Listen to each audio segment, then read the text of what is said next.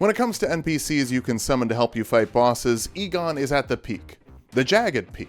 So what is it about Igon that makes him so perfect? Is it his weapons? No, because he has one weapon, singular, and that weapon is a bow. Is it his spells? No, they're dragon spells. Famously not my favorite. It really is because he drops that sweet monologue. And speaking of dropping logs, playing through the game as Igon is total dookie. But since you can technically get a method of dealing damage before beating a remembrance boss, that means Igon qualifies as our first character from the DLC that's also a secret starting class. God help us all. To watch these runs live, we're doing them on Twitch. Go hang out there. We also play other games, but the videos for those will be on Tulok time. So far, we've got Kingdom Hearts, Crabs, Holes, and Bloodborne Cart. Maybe Astrobot by the time this is out? Probably not yet. Tulok Card Bearing has all that good Magic the Gathering content you'll want, and we have Homebrew for D&D 5e going up on Tulok the Barbarian. Thanks again to Aaron for joining us as an executive producer of this run. Now let's get started by using some spells I gave up on bosses I didn't fight before I gave up.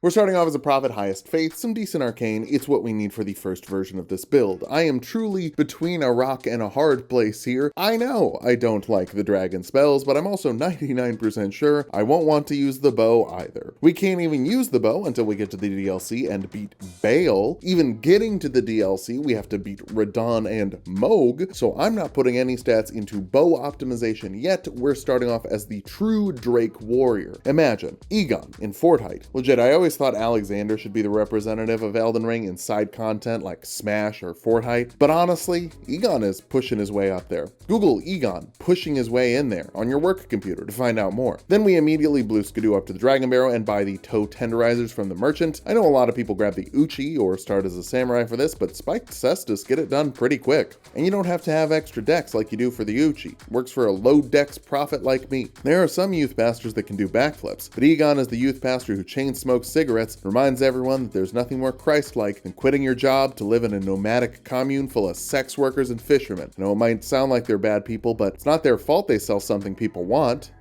Fish. We get enough stats for Dragonclaw because it's reasonable. 17 Faith, 13 Arcane, okay, that takes 4 levels. But dragon spells require a secret third stat. Mind, if you don't have a massive blue bar, you can't cast a lot of these, or you're not packing any red flasks. We'll need red flasks because we're gonna be naked until we beat Bayle in the DLC. So we also invested in Vigor. Grail's Roar is coming. We will use it, but that will require 19 of our levels here, leaving nothing for Vigor or Mind to cast the spell. Good thing about the nudity, it can help you do damage. That is, if you go to the High Road Cave and slap the giant's toes with your giant fingers. Blue Dancer charm? I hardly know her charm. She came about in an age when a woman was discouraged to publicly show her wit. Thus her turn of phrase caught most men off guard, intimidating some and captivating others. Of those two sorts, I was the latter, entranced in her willingness to engage in degradation. Anyway, then we went to the Cringe Folk Heroes grave and gave a dude a handy till he made a cum onion. You can't get that at Outback Steakhouse. Get it out back at Outback Steakhouse. It's technically the most environmentally friendly way to do it. Warp through to Lernia, maybe fight Smaragd, but nope, the claw is pretty bad at hitting the dragon on the mouth, so let's head into Lucaria Crystal Cave for some somber stones, but not go all the way to the bottom. On second thoughts, let's not go to Camelot. It is a silly place. Boggart needs a hand with those shrimp. We'll stick a finger in to taste the sauce, and it tastes fine. Could use some salt and pepper. Pro tip, anytime anybody asks you to taste a sauce, say, needs a little salt and pepper in there. 2 cracks of pepper and a pinch of salt are gonna do nothing, but they'll think you have a very refined palate. Outside Volcano Manor, I grab some somber 4s the coolest way. High five. Hey pal, high five. Up top, bro. I know a lot of people like to just buy 1 through 4 with EG, but dog, that's like 4 levels this early in the game, and that matters right now. Further up Volcano Manor, we grab B5 and 6. We tried the Godskin Noble, but the spell does not make it easy. There really aren't Dragon Claw windows in a Godskin Noble fight. The damage isn't huge, and the stance pressure isn't even anything to write home about. Each swat is 30 stance pressure. That's pretty good. It's also the same as a charged heavy attack from a straight sword, and that is way less punishing to use. I have whined about this in another video, but it is worth retouching on a little bit in this video for people who did not see that video. Weirdly enough, the Clean Rot duo go fine. They just get swatted one after another. Neat. Time for the first of the 2 mandatory bosses. Curse you, Radahn!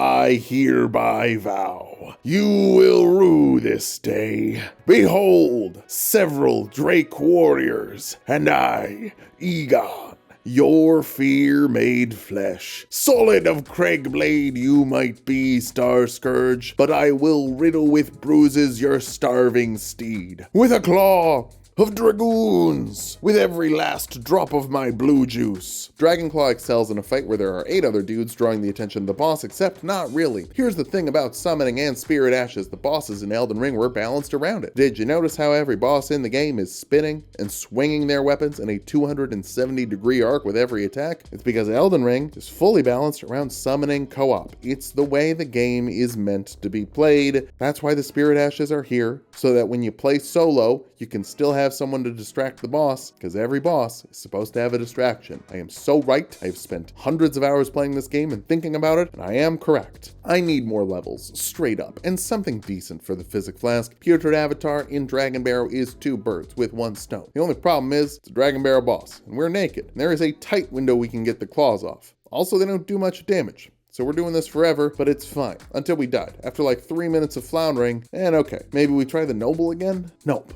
That's a pretty bricked up wall. Speaking of bricked up walls, let's try to use our big hand to carry a manor. Loretta Ghost will be easy as ever, except for the claw is so slow, and we're so squishy that we end up dying to Loretta. You must be so embarrassed! You know what? Not gonna complain. I always talk about how I like Loretta, and I just think she's too easy. It's nice that she was hard for once. Mimic tier still isn't hard, it's the Mimic tier. Hardest boss is the dog by the torches, because its silly little sword pushes us inside the torch. The sword pushed me in. I'm stuck. All of this was to unlock the Incel Rivermane because we can grab a bunch of Ghost Glovewort and some Somber 7s, meaning we can get our casting seal up to +9 before we go grab a true Drake Warrior with a big hand. First, we gotta hit the Black Knife Assassin outside. She likes to jump all around in and out of our attack range, but she's not the problem. The problem is inside the Tainted Hero's grave. And the problem is imps. Imps do a decent amount of damage on their own, but the bleed hits us in 2 hits, and that's gonna kill us after the considerable damage the imps already did. We need to deal with the imps, then run through the guillotines, bait the big boy back with our big hand. If we left the imps alive, that means that we have to fight the big boys and the imps at the same time. If we rebait the big boy back down past the guillotines, we have to fight him and the zombies at the same time. The whole thing sucks. It takes 30 minutes to get down to the Hero of Zamor, who kills us the first time, but then we win on the second time. Silver lining of the terrible spell, it lets us see the movesets of bosses that usually just die too fast with good things, like weapons. So yeah, Hero of Zamor's second phase looks very, very cool. I like it. Second try, W acquired, and now we can summon the true Drake Warrior, Ancient Dragon Knight Kristoff. If I had a nickel for every Aaron video where we used Kristoff, I'd have 2 nickels, which isn't a lot, but it's weird that it happened twice. And if I had a nickel for every Aaron commission I made this nickel joke in, I'd have 2 nickels, which isn't a lot, but it's weird that it happened twice. Vari quest time. We have to fight the Beast Man carrying my favorite weapon. Sometimes it hurts to see someone else live your dream. Then we give Irina a hand, not by delivering her letter, but instead hitting her with a big hand. Now we can enter Mogwin, fight 1 more boss, and get into the DLC. Surely that won't take very long, so let's take a quick moment to talk about today's sponsor, Raycon.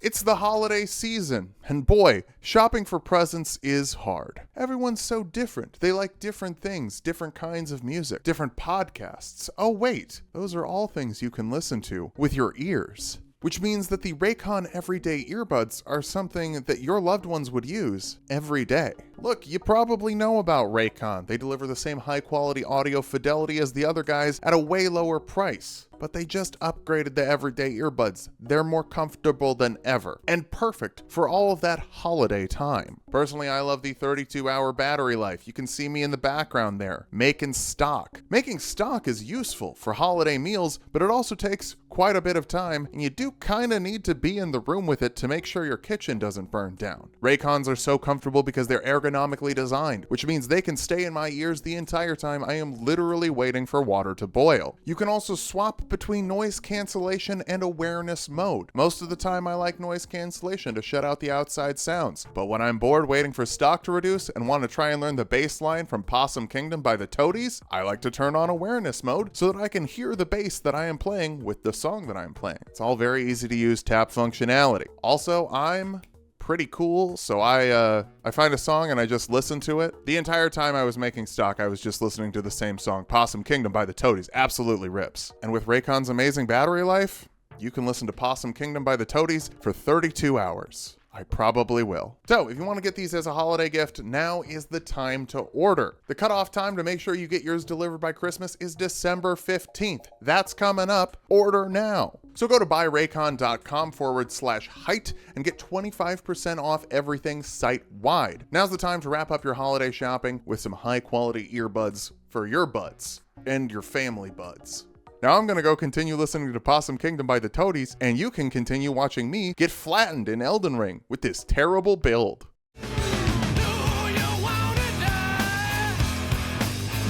No, but come on, doesn't that song rip? It rips, right? Okay, so obviously the title kind of explains the issues, but let's break them down individually. Level 60, too low for Mohg. You're not quite good at what your build does yet at this point. The Come Onion scales a lot faster than other casting seals, but despite being at +10, it's still not that great yet because we don't have the stats for it. We needed the Vigor, we needed the Mind. Simply not getting hit is not an option because our spell takes 4 seconds to come out. That's a long time in this game. There are definitely safe windows where you can hit Mohg, but it's basically just when he does the counting attack. Even with his attention on Kristoff, all of his swings have that minimum 300 degrees of coverage. Call me Hotel for Dogs, because I am getting hit with all the strays. Weird movie to reference. Never seen it. I was too old for it when it came out. But I remember seeing the poster and thinking, animal shelter. That's an animal shelter. That's just a thing that exists. That's not a whimsical movie. It's just an animal shelter. Whatever. Oh, you know who dodged the stray in the title of that section? Kristoff. This dude sucks. Give me my spider buddy back. Spirit Ashes with a shield are tankier than Spirit Ashes without a shield.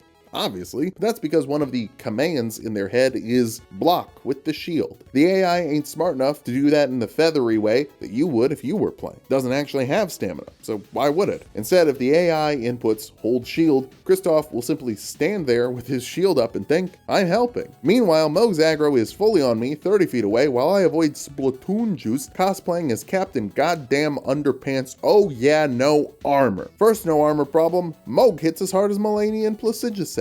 Not as furiously fast as Malenia or as questionably hitboxed as Placiduous, but just as hard. And the hitboxes are wide, but I think they're totally fair. Most of the time I get hit, I'm like, well, yeah, I see that. That was on me. But sometimes you're gonna take a hit, especially when it takes 4 seconds for every attack you make to finally finish. For an example of how long 4 seconds is, here's a 4-second sentence. I ate too fast and threw up. Give me more food. That's my cat's favorite sentence. Imagine every time you wanted to do damage, you had to say that whole sentence. That's the Claw Dog. Butterflies are slow too, but when they connected, we knew we had 30% of a boss's HP gone. That's the kind of trade I like. This trade is like that, but only for 5% of the boss's HP, which is pretty terrible. And despite investing in Vigor instead of in damage, we still had to invest so much in Mind that we're still 2-shot. We're not at 40 Vigor, which gets worse when you get stun locked by the bleed. And that happens so fast because your robustiness is effectively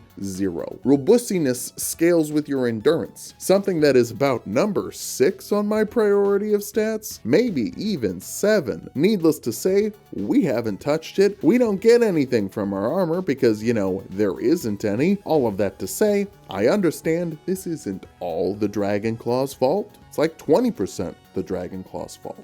Clearly, we need some power-ups. First up, back in the Dragon Barrel for the Putrid Avatar. We almost beat it before, and our claw is doing about 20% more damage now. Now we have a physic tier that will really help. The Opaline Hard tier gives us 10% damage resistance. Since our damage resistance is 0, we actually get the max benefit from it on this build. I'm min-maxing, baby. Number 2 power-up. We're gonna go level up the Finger Seal to put it in our offhand. For those unaware, you can bongo the claws with different seals instead of doing the follow-up claw on the same seal that for some reason Poison adds an extra second onto the cooldown that the first one would get. I don't know why, it's just worse for no reason. Crystallion gets swatted, it's nice to have an easy one for once. Sealed Tunnel gets our 2 seals next, as does the Onyx Lord, another free win since we can just, oh never mind, we lost to the Onyx Lord, oofa doofa. Second try win, Bongo Bongo in, get a Bongo Bongo win. Chumbawamba, can we have a summary of the fight? I get knocked down, but I get knocked down again. They're gonna keep me down. Next up, Yura, high five. Eleonora also likes to use dragon spells, but hers deal damage because she's an NPC and Fromsoft gives them good stats. Oh well, ours do fine too. Just find the time to Bongo Bongo when she doesn't bleed us out of it. All of that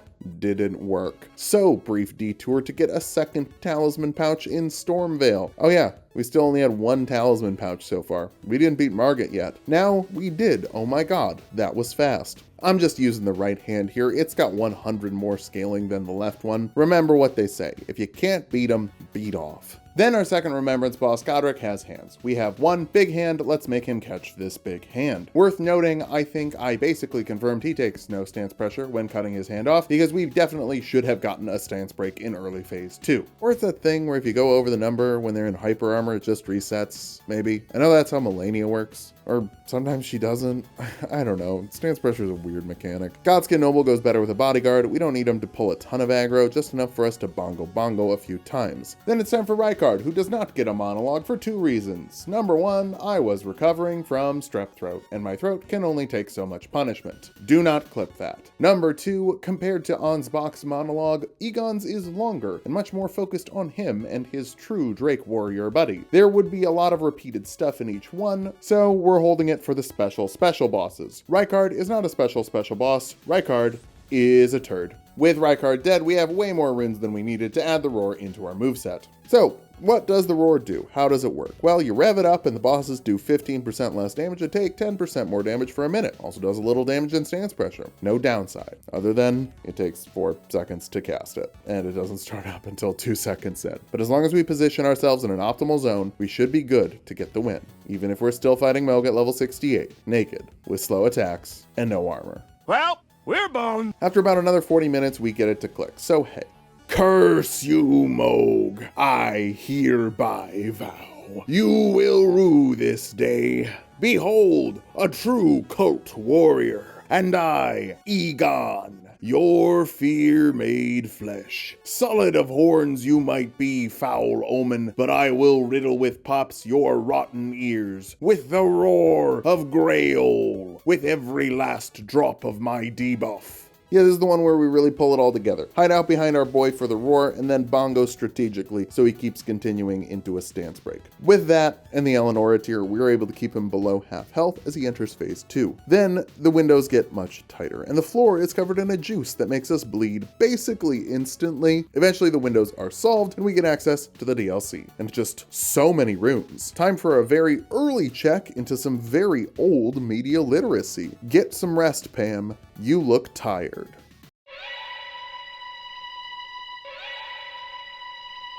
Wait, are we really doing a media literacy check on Moby Dick? People write their entire dissertations on it. It's not exactly a short and simple story about a guy who hates a whale. It's a really long, complicated story about a guy who hates a whale. And a banger Led Zeppelin song. R.I.P. Bonzo, literally the best drummer of all time. Neil Peart fans know your place, and Know Your Place is an impressive second. But sure. Let's do a bit of background on one of the great American novels, because modern writers only care about being woke and doing artsy fartsy stuff. They don't write any great American novels anymore, like Moby Dick. Moby Dick was published a month earlier in England, but Herman Melville, the Melvster, as his friends called him, was constantly editing it, and the final version was published in America, so I'm just being pedantic. But it's also woke and super artsy fartsy. You know how anytime there's like a black person or a girl or a gay person that makes something woke? Well, the crew of the Pequod is notably diverse, specifically and overtly diverse, and it's a major intentional point of the work. Spoilers, the diversity is not the problem problem with this whale hunt. It's also a complicated amalgamation of inspiration and structural style. This is definitely not a book that is like, call me Ishmael. Anyway, you're probably wondering how I ended up in this wacky situation. Ahab is my captain, and he sure hates this whale. Here's the literal physical steps we took to kill the whale in order. Oh, and you are gonna know whether or not the whale dies at the end, because that's the point of this book. No! This bad boy is a mess of inspiration from a bunch of different sources and blends in different writing mediums to make something that really makes you feel like you're on a boat losing your goddamn mind. So unfortunately, it's woke, and it's artsy fartsy, and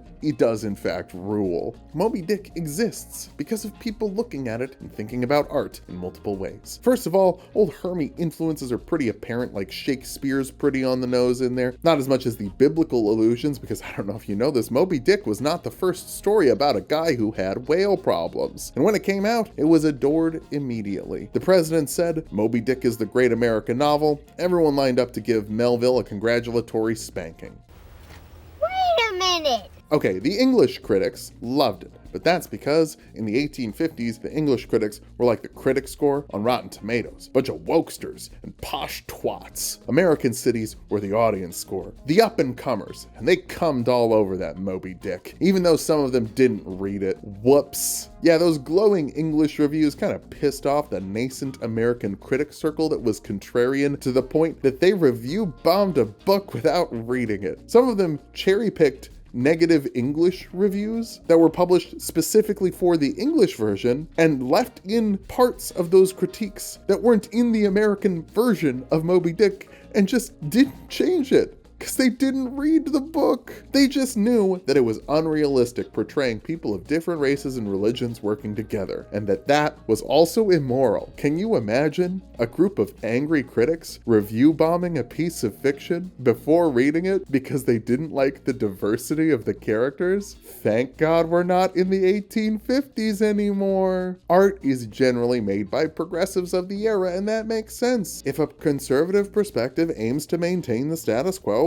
it can't really break new ground in art. By the way, I know you're sensitive, but this isn't even necessarily saying that conservatives are wrong. Status quo is your goal. That's just what conservatism is, definitionally. Also, now I'll say you're wrong, dorks, but I wasn't saying it then. Conservative art will at most emulate the progressive art without understanding the nuances that made it special. Elden Ring is progressive art. I know you disagree and you don't like to hear it or whatever, but yeah, the Fromsoft games all kind of push this anti-authoritarian, anti-theocratic bent. It's a little woke. Conservatives can try and make games that are like a Souls-like, but they're missing that sauce. You know the sauce? The sauce that separates the art from the, that's pretty cool, you know? The sauce is the inspiration. Elden Ring isn't inspired by Elden Ring, it's inspired by 1,000 different pieces of art, including Moby's dick. Strip away everything else and you'll end up with a hallway full of pretty boss fights, which is fine, but I'm not gonna pretend it's on the level of Elden Ring. Elden Ring's probably the closest thing to a perfect game that's out there right now. It's a real gaming white whale. Now you might think it sounds like I'm yapping just to fill out a paper with a minimum page count in college, the night before the essay was due because I didn't read the book. And to that I say, you're goddamn right, I'm not reading Moby Dick. It's like 600 pages. Do I look like a nerd? No, that's one of my favorite books. Anyway, for some reason, I fought Jory on the Shadow Tree run before calling it early and just going up the mountain. So I guess here's how Jory went. She's got enough poise to boys through the swats, not ideal. Doror is amazing at breaking down her ads though. It just goes so slow that we also get blasted by her and we don't have any armor, so that gets us killed. By the by, if I just wanted the bow and the outfit, we could have absolutely just walked in and killed Igon on the road where he stood, but I don't want to do that. I also want the Ash of War. The bow only gets the Ash of War if you beat Bayle with him. So that's why we're doing all the shadows early, as well as doing Moog early. Like, why are we here when the frickin' Godfrey Shade is still alive? Anyway, this is pretty rough. The move seems to be going for the roar when there are ads, and then the swat when they're gone. Takes 3 attempts, and then I get it. I only had a set amount of time before Survivor started, so now we head for Bayle. There's always gonna be another mountain. I'm always gonna... Say hello to a good-looking screamer on the road, then get ready to handle some ancient dragon mans with our ancient dragon hands. Why does he just walk right into it? Is he stupid? Honestly, he almost killed us. But he didn't, because Papa finally has 40 vigor. Second Ancient Dragon Man has way more health and damage, okay. This one's got hands, but hey. I do that. Also, this one we can bring in Kristoff, so it's easier to find time to bongo. Totally safe. Wasn't about to die at all. Jagged Peak Drake is next. Can you believe he's suing Jagged Peak Kendrick for defamation? Imagine challenging someone to an insult competition and being shocked when you were insulted, especially because like everyone knew about Jagged Peak Drake and their weird friendship with Jagged Peak Millie Bobby Brown. These are strange events, though I guess I've seen stranger things. Yeah, this fight is rough. We are very weak to stray hits, and this is the stray hit factory. The second dragon we're supposed to be helping hates us more than the one we're actually trying to kill, and just keeps on hitting us with fire breath and stuff. Sometimes it's like it's not even an accident. It's just two dragons locked onto me at the same time. It's just a rough putt. And when we win, the other dragon was basically at full health. We dragged that dragon to the end of this fight with our giant bare hands. Google bringing a dragon to completion with your hand on your work computer to find out more. For Senesax, we win by running past it. It's the only way to fight. Time for the goat. Bayle the Dread, less than level 100, no armor, no problem. We have slow ass shit that doesn't really hit harder than a hammer, but the debuff is neat. See, the problem is I can't roleplay as Igon, because I'm not Igon. I don't hate him. I don't hate this man's. I love this man's. I respect this man's. Even with the 3-on-1 and the debuff, we just get squished so fast against the bucking bronco of a boss. I'm trying to stay in the back by the tail, but he loves to jump around. Seriously, today he's hitting this pounce move a lot, and I don't think I've seen him use it before, but he's doing it a lot today. That's not actually that bad to dodge. I'm being a baby. Yeah, every time I think Bayle has some unfair move, like 30 seconds later I figure out how to deal with it, and it's fine. Fairest dragon boss ever. Kristoff and Igon finally managed to pull aggro so we can get some good swings off. Then he does the twist, I dodge it right, and slap him right across the face. Stance break. Bongo that face, and Kristoff pulls off the win. Now that's a true Drake warrior. Oh, I guess I didn't do the copy pasta for this one, just because, like, it didn't change. Sorry. General Bayle, a pleasure to see you after all this time, but... Wait a minute! Finally, we can go visit Egon's grave and pay respect to a fallen hero. Am I really gonna defile this standing grave just for the drip? Of course I am! Time to go back and clean up the base game. Hard part is over for now. I said, hey, what's going on? First, we need to slap the dog, and that doesn't feel nice, but it probably feels worse for the dog. It doesn't know what it did wrong. It's just scared, jerk. Then, can Moongram parry it? Parry this, you fucking casual! Raycon goes so incredibly fast, we don't have to waste our focus on the kids, literally just smack them with the seal, that works. Still can't use the bow with our current stats, but that's fine. This one was never a problem for the claw. She's always gonna fly away after you hit her with one attack. Might as well make it a big one. Let's go get Goddard's Great Rune activated. We literally need every stat except intelligence to make this work. We also have to buy Egon's arrows, which cost $1,000 a piece. I am never gonna financially recover from this. Yeah, so like, I don't like spells, but archers, are y'all okay? All four of you? Are you doing okay? Fromsoft's really bullying you. At least we can bully the regal ancestor spirit. Our damage is off the charts for this point in the game. I like being over leveled and all, but this is ridiculous. Although, I guess we still can't use the bow, so it's more like we're properly leveled, but poorly allocated. I think it would have been cool to shoot Astel in the face with the bow, but to be fair, we were always going to be blocked out from maxing the bow out with smithing stones until after the Godskins anyway. It's always going to struggle to compete with the claw until then. And God, that's sad, but when our seal is maxed out with the best stats for it right now, swatting is still the best option. Gargoyles are where I wanted to quit the Dragon Spells run the first time, but this time we at least have a Spirit Ash to pull focus, and about 40 more levels than we did during that run, and some armor. I guess the nudity was a choice last time, but this is better. Down by the ants I realized there is a melee bow attack option. As long as you're on horseback, definitely going to use that for the Elden Beast. Fia's champs just get roared. It's a big AoE, it's pretty good for them. Credit where it's due. I'm not going to do a new title drop for the capital this time, considering we're already on title like 6 or something. 5. I just double checked. This run has been rough, but at least that's over for now. I doubt it, but you never know. Slap the tree for around 50,000 runes. It's not even a level up at this point, but it can round off a level. Godfrey Shade goes fine, even if Kristoff wants to look at everyone outside. Then we throw a 3-minute timer on with a gold tendy. I was kind of expecting Morgott to be fast enough to be a problem, but a lot of the attacks he has have him standing still. The boss stands still long enough and can't kill us. Dragonclaw will kill it. That's literally true for any weapon. I don't want anyone thinking that I've changed my mind. This spell is still ass. 4 dem lands. Amazing how quickly party officials tried to throw trans people and lefties under the boss. Dog, you didn't put trans people or lefties in your campaign. The last 2 months were Liz Cheney's Variety Hour, and Liz Cheney was on board because she was personally slighted by Donald Johnald. You don't have to move the platform to appeal to her, you dorks. She was just on board because, you know, she almost died that time. First Fire Giant went fine. All of his moves are slow and stupid swings with a giant appendage.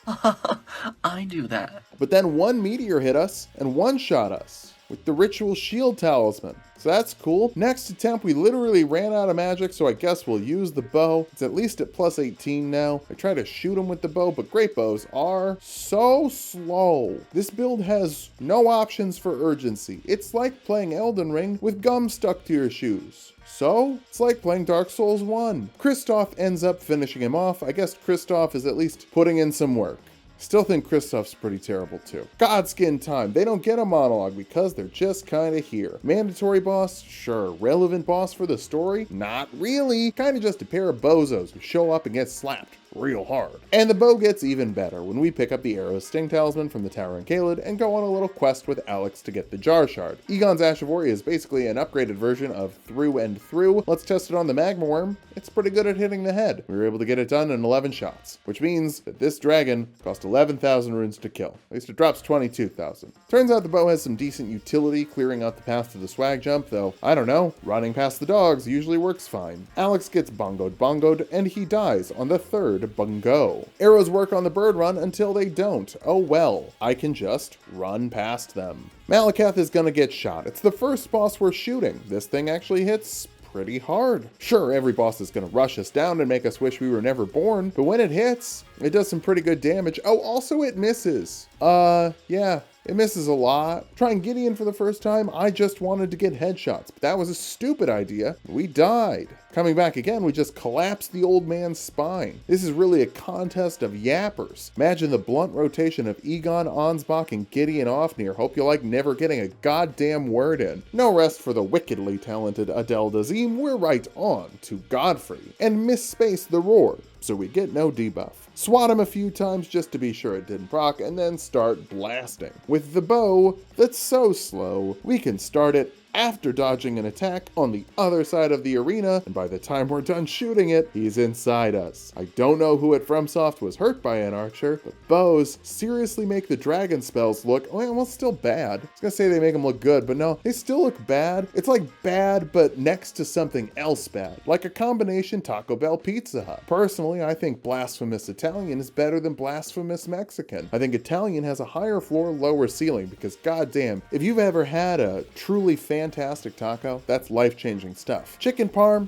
it's always chicken parm. It's always good, but it's always chicken parm. Speaking of pasta, we'll give Radahn the copy kind. He's a pretty important boss. Curse you, Radahn! I hereby vow, you will rue this day. Behold, a true god warrior, and I, Igon, your fear made flesh. Incorporeal of matter you may be, foul god, but I will mash with potatoes your crimson locks, with a parade of palms, with every last drop of this big hand. We just use the Dragon Claw for him, but against the Elden Beast, we mostly still use the Dragon Claw, but we find 2 uses for the bow. When the big boy wants to fly away, we can hit that one time. We have time to shoot. We can shoot him one time in the air before we have to start dodging again. But more importantly, when we get on the horseback, we can use the charged R2 to just hit it with the bow.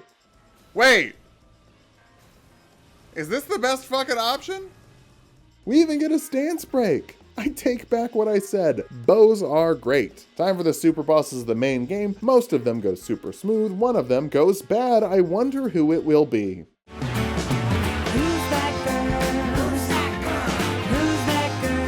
First up, it's Plagiasax. I was kind of worried that if Igon hates Bayle, he might like Plagiasax. Thankfully, double checking the lore, nope, he's a pure hater, love that for my guy. Hit the roar for more damage, and then luckily Kristoff takes the aggro, otherwise we would never have time to get a single claw off. Igon's harpoons have anti-dragon effects, but fun fact, Dragon Lord Plagiasax doesn't count as a dragon. They're entirely separate species. like the difference between an elephant and an elephant seal. TP phase starts, and we wait for him to get some slower moves so we can actually get a swat off. Thankfully, none of the lightning bolts hit Kristoff. He's too pure for this world. They all hit me. Turns out, bow works better, at least as long as the dragon aims at Kristoff. One more swat after the Omega Laser, and oh my god, wait, we lived? He died? Perfect. All according to Keikaku. I've been complaining a bit, but sometimes a bad build has a great fight. And this build has a great Fortis Axe. Yeah, remember how we do extra damage to dragons? Well, stack that with the extra damage that's done to Fortis Axe's head, the extra damage from Igon's harpoons coming out of Igon's bow, the extra damage from Igon's shout thing he uses before he shoots, and we get a glorious fight. That's a lot of damage. How about a little more? Yeah, so 4 total arrows, all we needed. That's pretty funny. Igon hates dragons. Off to the castle's hole, more like riddled with castle's hole, your wretched castle. Am I right? 3v2 isn't the best, but once we peel them off, we can just shoot Niall. He doesn't try to look at us at all. Not once, just blast him down and win. Neat. The bow does do decent damage as long as Kristoff is being Mr. Does his job and not Mr. Doesn't do his job. Moog is already dead, so we're just off to the Halig Tree. In the liturgical town, we can kind of snipe there, kind of not. We end up shooting the archer, and then she just bounces to the other side of the rooftop. Go to the other side, shoot her again, same thing happens again. Then we use the shingles to cover the roar. At least in Demon's Holes, bows had overworld utility, you know? We do snipe the snail in the Halig Tree before the swag jump. Loretta is a fellow bow enjoyer, but dare I say it, her bow is worse than ours because it's not just a bow, it's also a spell. How pathetic. How could anyone get any use out of that? Oh no. Ha ha ha. Attempt 2. I meant to say she's so respectable and good. Hit her with the roar right away to make our inferior bow maybe as good as her glorious bow that I respect. Respecting it makes us not die. That's better. Now we get to enjoy the hell that is trying to snipe the spiders away from the Dragon Crest Great Shield Talisman. It goes so poorly, we die. Never mind. Just run in and roar. Now we get to fight Malenia, and this is the worst Malenia we've had since the DLC came out. There is no good option for this build to fight Malenia. The bow knocks her over. When it hits, that's good. The phrase, when it hits, is doing some heavy lifting there, since she auto-dodges whenever you let go of the drawstring, unless she's doing another animation. But if she's doing another animation, she's hitting Kristoff and getting free healing off of him. Kristoff does need to be here, because if we do not have him, she will auto-dodge 100% of the time and charge into us and kill us. Remember, the bow is slow. Detour 1, we're off to Shadu Altus to get the arrow's Stinging Reach Talisman to make the damage fall off from the arrows less and give them more damage. How much more damage? I don't know, because Fextralife doesn't have it listed. Because bows are so terrible, no one paid attention to this talisman. The DLC has been out for like 6 months. No one damage tested this? What the fuck? Back at it with more damage. It's solid when they hit, but they hit so rarely and we're not really outpacing the healing she gets from murdering Kristoff. We have a total of 60 attacks we can make per fight, so the bow has been thoroughly tested and it's not an option. Which means we have to figure out how to do this with the claw and the roar. These spells are so slow that after she finishes her slowest attacks, she will recover and hit us with something. Every hit requires a trade or for Kristoff to take the aggro. Enter Mr. Does He Do His Job or Mr. He Does Not Do His Job. Several of Kristoff's moves are fantastic. Lightning Bolt, pretty great. Kind of poise locks her and draws her aggro. We love that one. His Shield Bash knocks her on her ass. We love that one. The other pokes, they're fine. Him holding up his shield, that's the killer. That's the one that just guarantees us an L because he is holding up a sign that says, Malenia, come suck me dry. You're like me. We try bongoing. Bongoing is bad. It might get us a stance break slightly faster, but at the cost of dying every single time because she will attack us and it will make us dead. That's how all of this works. So Detour 2, make Gowry sad. Bongoing O'Neill doesn't do that great. We win, but it would have been perfectly safe to snipe him from a branch. It also would have been slower. Kind of in a hurry, this run is already 4 hours longer than Thancred was. Bonus video on the Patreon if you're wondering where that is. Making Gowry sad involves getting Millicent's hopes up, slapping the Godskin Apostle up on the Windmill Hill, the Hill Mill, if you will, and the slapping of her too. Sorry Malenia, you made your fight unfun, I had to kill your daughter. Gowry is now depressed and our incantations do 8% more damage, which when stacking with the boost from the Come Onion, that's more like 9% more damage. Someone call Guinness. Not the world record, the beer. I need a drink. And I don't drink. D2 or 3, cheating. Kind of. We're grabbing Golden Vow, and you might say Igon doesn't vow. You sure about that?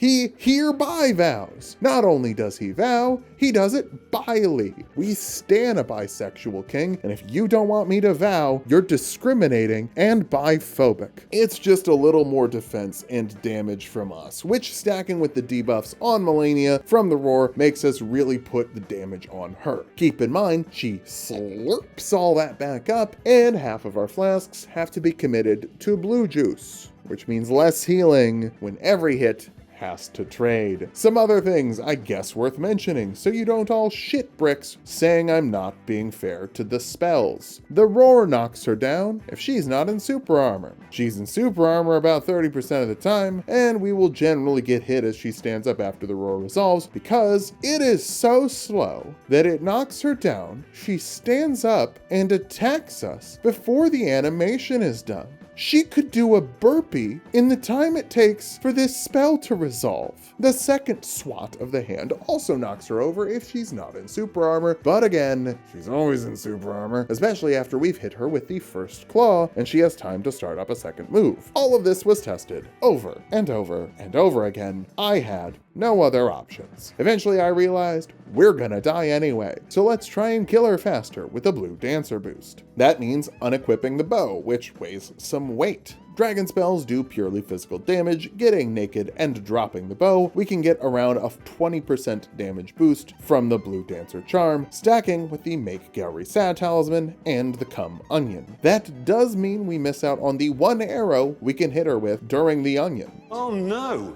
Anyway. Phase 2, she is so aggressive and so regularly unable to be damaged that she's able to heal up to full multiple attempts. Neat. After a nice hour 40 minutes, we finally get it, and she deserves to get it. So here we go. Curse you, Malenia! I hereby vow, you will rue this day. Behold, a true flower warrior, and I, Igon, your fear made flesh. Solid of layers you might be, foul onion, but I will riddle with rings your vegetal hide. With oil heated to 350, with every last drop of my spicy mustard. We head in, buff up, and drop the distraction. There's one flask gone already. Neat.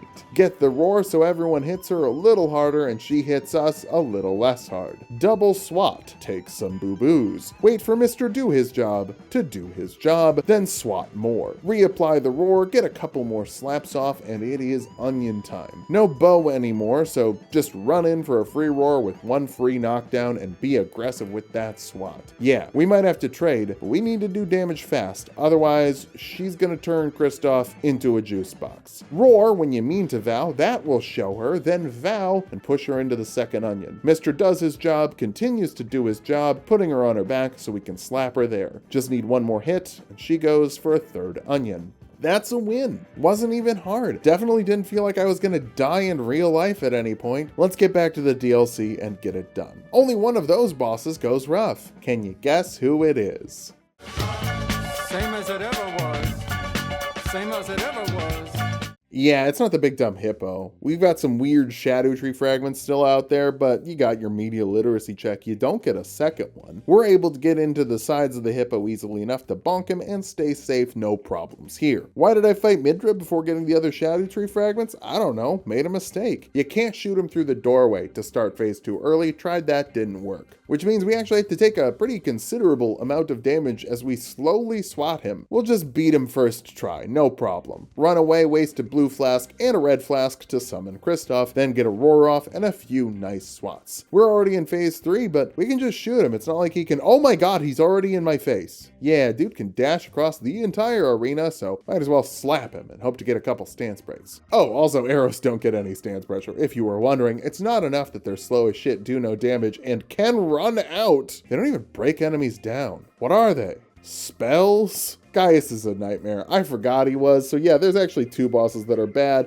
because I forgot how bad this was until I watched the VOD back. Not only does this dude have janky hitboxes, he also has a pig that carries him to the other side of arena after he hits you with those janky hitboxes. So shoot him? Well, no, his charge attack deflects arrows and he'll just bore rush you down. Also, despite being a big gravity boy, gravity arrows don't do bonus damage to him for some reason. So, time for hands, I guess. But that's so slow. This dude is already more aggressive than other bosses. Like, healing is hard in this fight. So getting a 4-second attack off is brutal. We get it to click, but even on the winning run, he dashes out of the hitbox before I can hit him with the roar. At least it only costs 50 FP. Even when we wait for a hitbox window, we're trading a hit. The difference on the winning run is sometimes he whiffs. It's not good spacing. It's pure dumb luck. Roar again after the dive, gets stabbed because there are no punish windows, there are only trade. Swat, get hit. These are the worst spells in the game. I was hoping I could take all the helpful advice everyone left on the Dragon Incant video and make them work, but the only advice I got that actually worked was, you're not supposed to just use the Dragon Incants, you're supposed to use them with a weapon. Which, hey, good news everyone! Every spell is good now. Mantle of Thorns? That's fantastic. You can have that in your queue while you use the Great Star's Hammer. That means that the Roly Thorn spell can beat Consort Radahn, and it's really good. Why did I go fight Romina before beating Mesmer? No idea, but she's a bug and we squish bugs. Every hit is a trade, but her trades aren't as bad as Gaius's are because her trades also have rot buildup. So each hit does less damage to compensate for that presumed rot buildup, which makes her pretty easy. Mesmer next, that way we can open up the path to Enia Ilum, a place that I hate and don't want to be. He wiggles a lot, and damn if that circle button doesn't break every time we get to phase 2. I swear, half the time I do this fight, we don't actually even attempt to roll when the snakes are out. No idea why. I know I must be mistiming it, but shouldn't the boy attempt the roll? Like, even if I'm early or late on the button press, shouldn't I see the head go down? Anyway, the spells are bad. Even when we do get a stance break, if we hit him during the stance break, he recovers and hits us before it resolves, so you know that's neat. Eventually the dodge button works and we get the kindling to open up the path to Enia Ilum. The Joker stairs are uniquely terrible for this build because we cannot hit the Spira guy in the middle of the stairs. Spira comes out too fast, so we can never get to the super armor point of the spell, and thus just have to deal with it. Not totally sure what was up with the birds today, but hey, fuck the birds today. Shadow trees are done. We can fight the dancing lion now. Wait for him to do a silly, then roar. Now the claw does some serious damage and he's slow enough that we can get hits off. Actually, it's more like he does less damage than everything else, so trading isn't so bad. Rolana, kind of the same story. I even bongo her a little bit, despite never taking the time to go level up the other seal. Sunflower is after that. Remember, we get all the graces while we're doing the Shadow Tree farming, so this is literally just a boss rush. With the bow, this fight,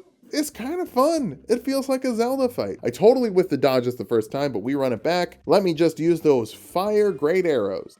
They forgot about me. Except that they here is Fromsoft, not me. I looked for fire great arrows. They didn't put them in here. Explosive great bolts, sure, but no fire great arrows, a travesty. Oh, also, because of this build's lack of doing anything that could crit, we have to drop the weapons and crit with a fist. I guess Florence Welch was right. A crit with a fist is better than none. At this point, I was really worried I forgot to pick up Ansbach for Radahn, so let's go do Lettuce Champs and prove I remembered to pick him up. Perfect. Game changer time. Best arrows in the game are up in Altus. We can buy the Golden Great Arrow. It's 100 holy damage, 10 physical damage, and it also gives your allies in the area Golden Vow Ash of War buff. It's like really good. They only cost 500 runes instead of 800 like the Radahn arrows, or 1,000 like the Igon ones. Bought these for the Putrescent Knight, it's weak to holy, and it works great. We can shoot him when he raises up to start phase 2. We can avoid all the fire. He kind of gets confused when you're not trying to run at him. Another super fun fight that's normally super unfun. So far we've had 3 fights that are usually dog water. turn into fun fights. And a lot of fights that are fun turn unfun. But, you know, I'm trying to be positive today. Let's do another one. It's Metyr, who counts as a gravity enemy, even though Gaius, the gravity user, doesn't. Okay, that means bonus damage from Radahn's arrows. It also means this lady has no idea what to do when we're not approaching her. Just gets fully confused and domed. 4 fun fights because of the bow. Maybe Radahn will go great too. I doubt it, but you never know. So our arrows do decent damage, and that's good because our dragon spells are not an option here at all. Like at all. I don't think I really need to explain why standing in front of Radahn for a full second after you've hit him to draw his aggro doesn't work, right? So instead we have Ansbach and Kristoff split the aggro while we try to get buffs off with the golden arrows. It kind of works. Until they both die anyway. And now we have no method to deal damage to Radahn that won't get us killed. The only reason we can get our arrows off is because we have the distractions. I tried to leave Ansbach, giving Radahn less health, but we really do need 2 HP pools distracting him. Once again, Ansbach ends up being a better option than no Ansbach. Roaring is worth the trade, giving him less damage and making him take a little more, but that's the only trade that's worth it. The Claw is bad. So let's cheat. First, we're going to replace our True Drake Warrior with a different True Drake Warrior. Per what I gather from the dialogue, a True Drake Warrior is anyone who's killed a Drake. We've killed a Drake. Mimic is us. Mimic is a True Drake Warrior. And if I happen to go level up the Moog Spear and the Mimic tier, thus uses the Moog Spear, that's all totally fine. It's still a True Drake Warrior. Sure, Jan. Well, turns out that all this cheating was for nothing because our build is so ass that Kristoff is better. I guess that makes sense. I mostly wanted the Spirit Ash to tank, so either give the Mimic a big shield or just be happy with the Kristoff we have. Eventually we cheat again to get the Divine Fortnitification for a 60% damage resistance to Holy. It's kind of the only thing we can do. After that, it only takes us 2.5 total hours to beat Radahn. One last time. Curse you, Radahn! I hereby vow, you will rue this day. Behold, a true DLC warrior, and I, Igon, your fear made flesh. Solid of lasers you might be, foul consort, but I will assault with arrows your fraternal piggyback, with a gaggle of golden arrows, with every last drop of my luck. Yeah, it's mostly just luck. Here we go, head in with Ansbach and drop the Kristoff. Trade the Roar after he dives and start hitting him with the golden arrows. He's actually a little weaker to Holy in Phase 1, if you didn't know. It's mostly to buff Ansbach and Kristoff. Phase 2 starts off with the nuke. We're tanking the hit, might as well just hit him with the Roar, then hit the Fortnite, reset the Vow, and start blasting. Phase 2, he is so much better at jumping you down and clearing the entire arena in a second, but it's all good. We can even hit him when he jumps up for the meteors. Another nuke, another Roar, keeping his damage down and tilting things slightly in our favor. I shoot him one more time before he hops up, aggro automatically resets to us, and we almost bite it to the first dive. Let's reset some buffs with the last of our magic, and just shoot. Ansbach dies, he goes for the nuke, we run away.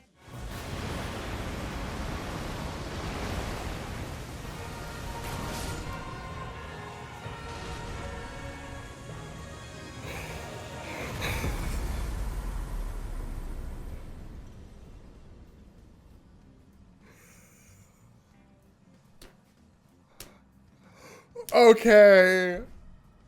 Maybe the coolest Radahn kill I've ever had.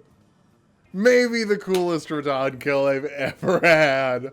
Holy So this run took about twice as long as some of the other runs, and you know what? I'm good with that. I'm also good slapping it hard in the F tier. We need a bottom, and Igon is gonna bottom for us. There is nothing good about this build. The bow is terrible. It makes some boss fights fun, but 4 is not enough when there's like 40 required boss fights. The claw is awful. You were all wrong when you said it was good. It's never gonna be good. For God's sakes, the stance pressure is the same as a straight sword's charged heavy. Dog, pick up a fucking longsword if you think this thing's worth it. The armor is terrible. Basically, the only thing it does is prevent you from getting the blue dancer boost. I guess the roar is okay if you want to trade at the start of every fight to get more damage. But hear me out. If you're going to trade with a spell at the beginning of every combat, just use the butterflies. That's 30% of the boss's HP guaranteed if they can be wrought. I guess some bosses can't be wrought. Use the roar for that. Yeah, overall, Dragon Man, terrible. He's a goated NPC and the worst build we've done since the DLC dropped. Multiple times, I considered just fully pulling the plug on it, like we did with the original Dragon Spells run, but I didn't, because I could just use every last drop of my being instead. Thanks for watching. If you liked the video, join the Patreon. We have a bunch of exclusive videos over there. Follow us on Twitch, that's where we play the games, and subscribe to Tulok Time to watch us play other games, Tulok the Cardbarian for Magic the Gathering content, and Tulok the Barbarian for the D&D 5e homebrew.